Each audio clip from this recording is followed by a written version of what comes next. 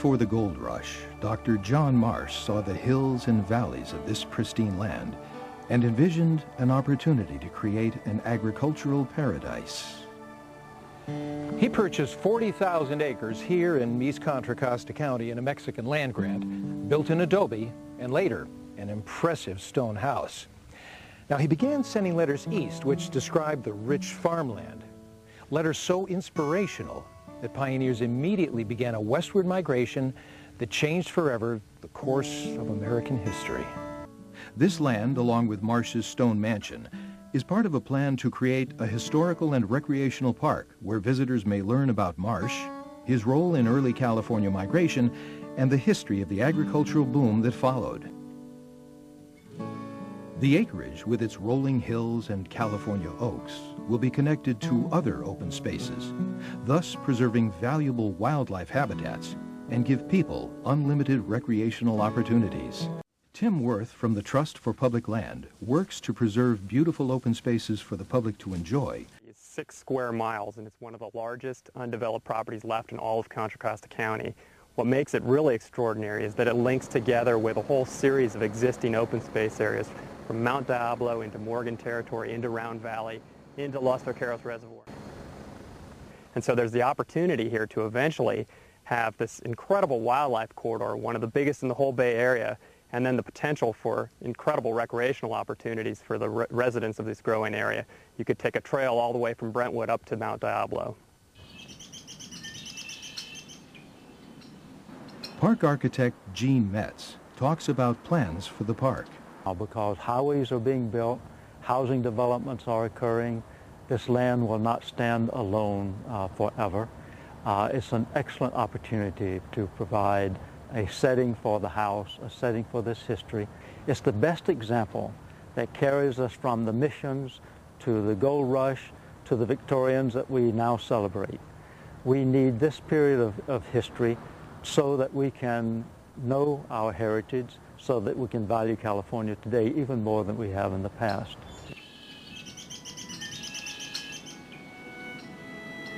If you go to that property today, you are seeing almost exactly what John Marsh saw. Marsh was the first California doctor. He was in great demand, and as a doctor, he was a godsend to the Native Americans. He immediately began treating them with quinine for malaria, something they had no knowledge of, something that brought a great deal of relief. The stone house out in Brentwood was finished in 1856 by John Marsh. He built that house for the wife that he was so much in love with. She died before the house was completed.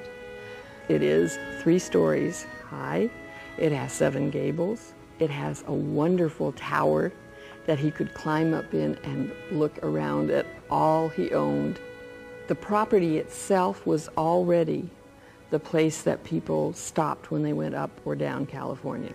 Everyone stopped at the Marsh property where they could get food and water and conversation. It was called by the San Francisco newspapers the most beautiful farmhouse in California. And I think that makes it very important to Californians to have something real, something three-dimensional that looks like our history. You know, this home used to be called the grandest house in all of California. Since it was built, the house has been a headquarters of one of the more remarkable stories. John Marsh himself lived in the corner of the salon for a few weeks before he was murdered. From that time, it was lived in by a series of ranch foremen, and finally, it was lived in by the livestock superintendent for a firm called Balfour Guthrie, who owned the entire Marsh Grant at the time. The Marsh home is important to the history of California simply because it is certainly on a par with many of the other homes that are recognized nationally. For example, Sutter's Fort, Old Monterey, the custom house there where Tom Larkin lived, the Vallejo homes in Petaluma and Sonoma. This house is important to history simply because it represents the beginning of settlement in California. It represents a purpose in settlement, and it represents the man who actually started it all.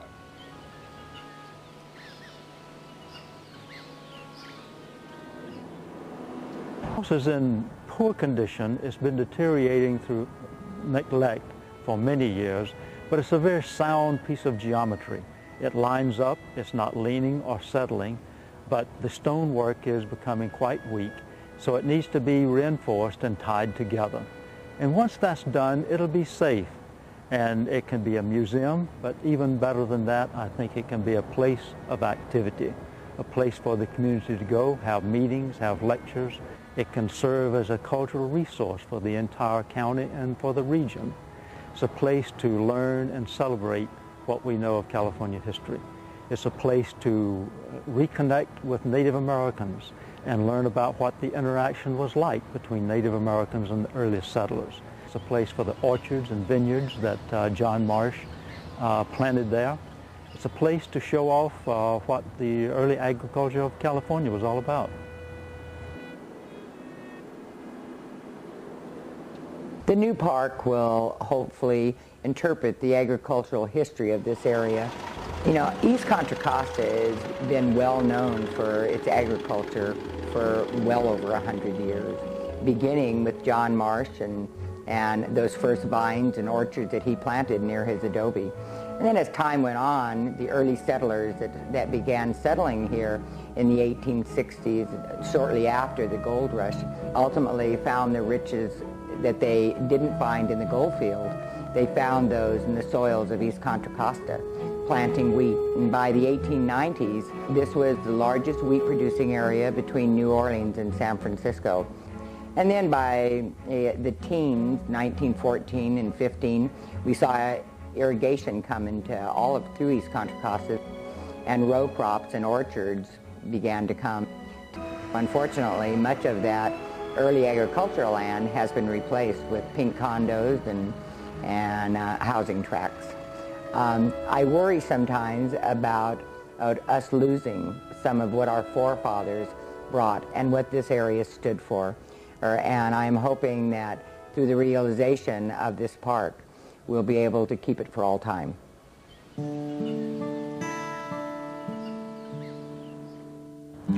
We must restore the great stone house that John Marsh built and the adobe in which he lived for so long to take its place among the other wonderful historic structures of the state of California. It's the link between the Bidwell Mansion, Fort Ross, the Governor's Mansion, even Hearst Castle. It's the link back to the missions. We must restore this house and the surrounding site in order to commemorate the period of history that links that house to these other wonderful historical structures of California. Brentwood, one of the fastest growing cities in the whole state, will grow up around this park. This is their signature landscape, and it will be the credible relationship that lends a great deal to the quality of life for people of East County.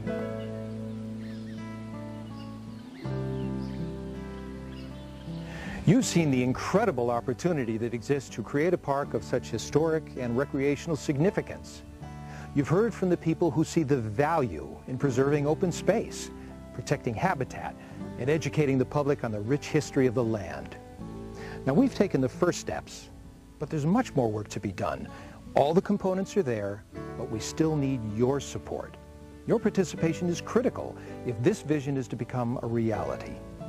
Join community leaders, historic preservationists, and park advocates to build on a pioneer's vision of an expanded state park at the John Marsh home.